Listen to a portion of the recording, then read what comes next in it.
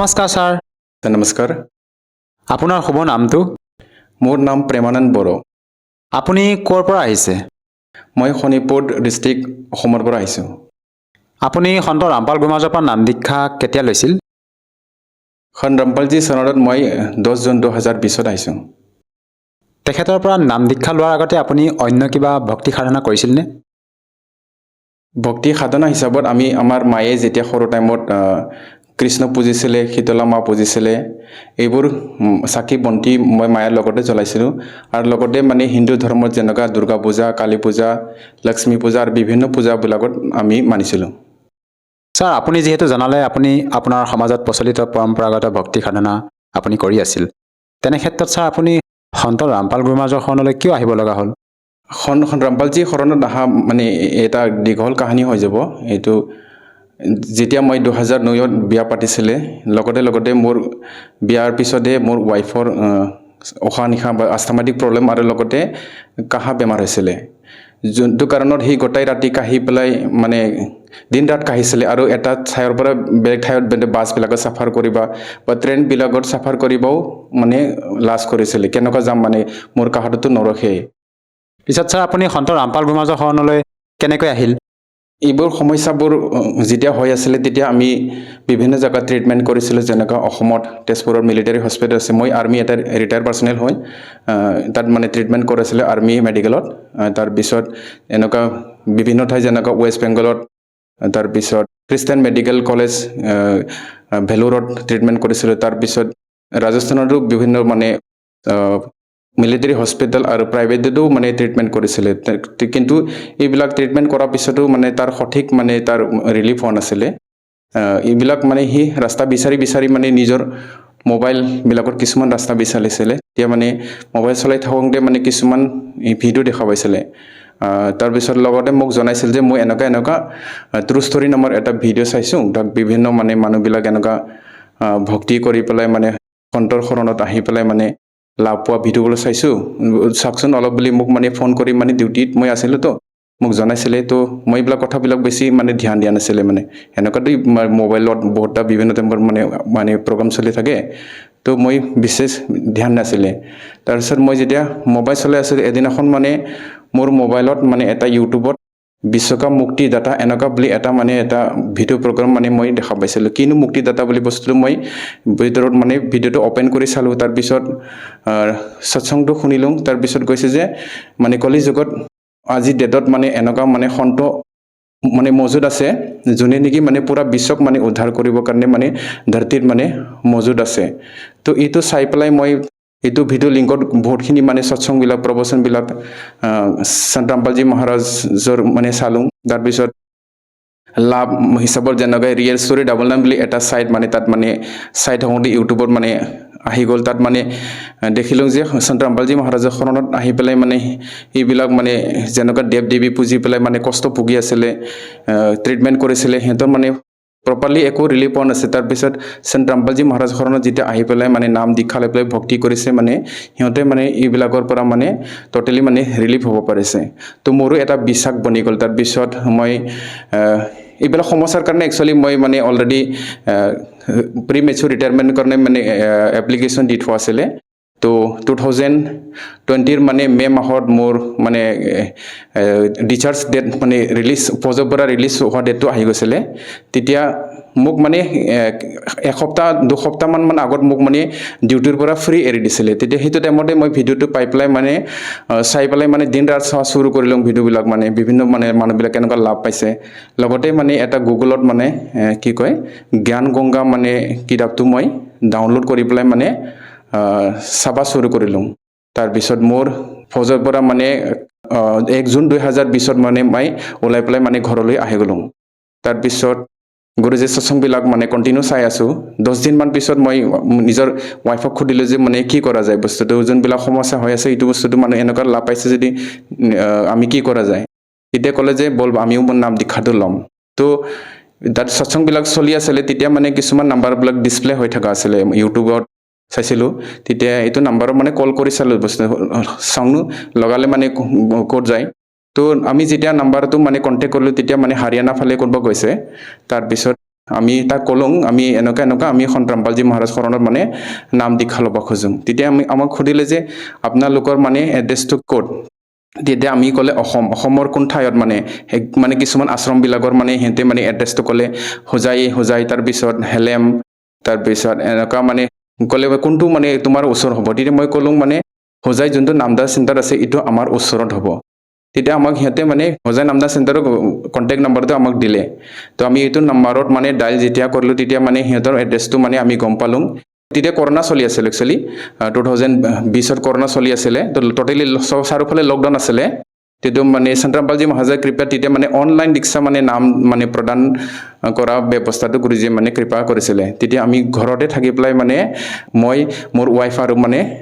সৰু ছোৱালী এজনী গুৰুজী শৰণত মানে নাম দীক্ষা প্ৰাপ্ত কৰিছোঁ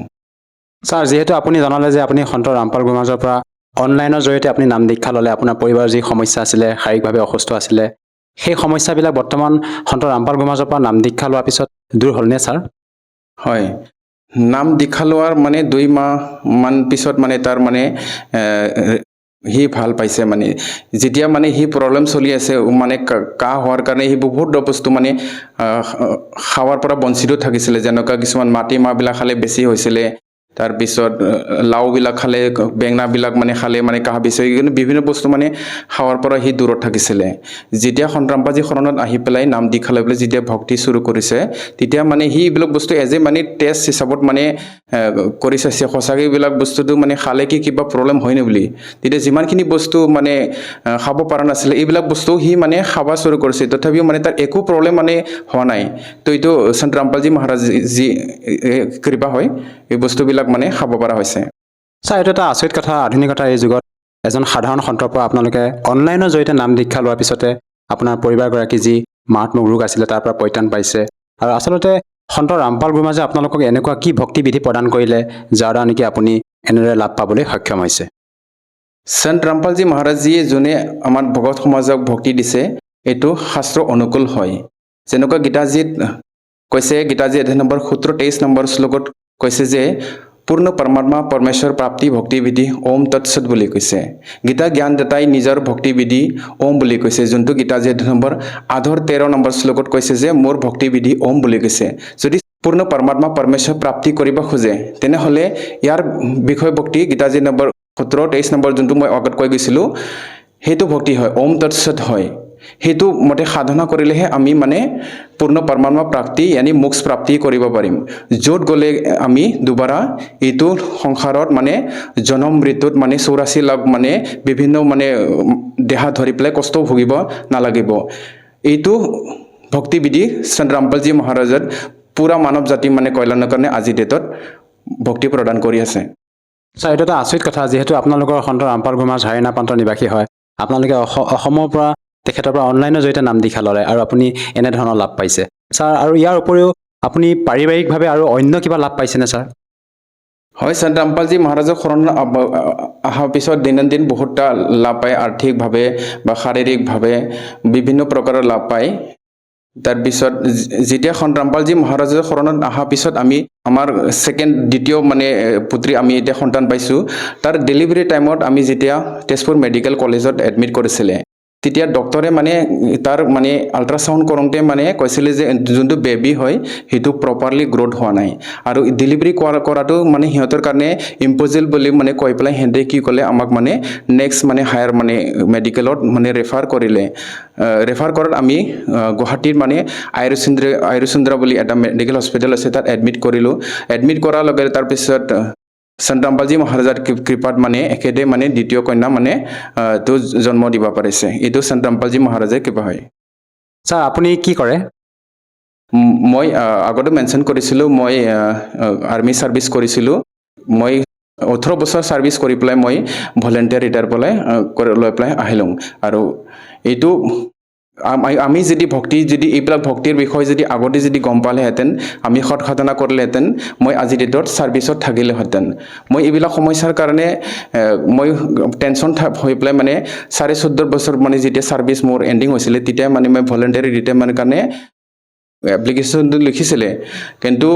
এটা যোনটো কমাণ্ডিং অফিচাৰ চেংচনো কৰিছিলে কিন্তু সি মানে যেতিয়া ট্ৰান্সফাৰ হৈ গ'ল নেক্সট ফৰ কমাণ্ডিং অফিচাৰ আহি পেলাই মোৰ মানে এইটো প্ৰচেছটো ডিলে কৰি দিলে ছাৰ আপোনাৰ যি পৰিবাৰগৰাকী যি শাৰীৰিক সমস্যা আছিলে তাৰ বাবে আপুনি